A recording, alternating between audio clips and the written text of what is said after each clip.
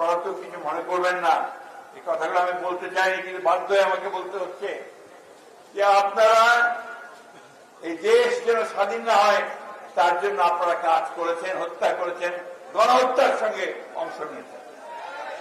কিছু মনে করবেন না, আপনারা আওয়ামী লীগের সঙ্গে আঘাত করেছিলেন 1996 সালে বিএনপিকে ক্ষমতা থেকে সরানোর জন্য।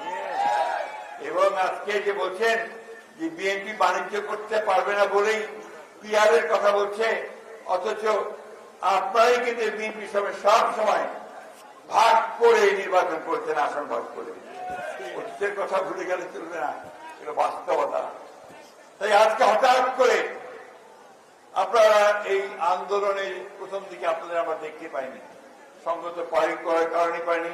আপনারা বলেন না যে আপনাদের বেঁচে থাকার তাগিদে, নিজেদেরকে রক্ষা করার তাগিদে আমরা আন্ডারগ্রাউন্ড চলে গিয়েছিলাম। আমরা আন্ডারগ্রাউন্ডের পার্টি নই, আমরা উপরে উঠে থেকে লড়াই করার পার্টি।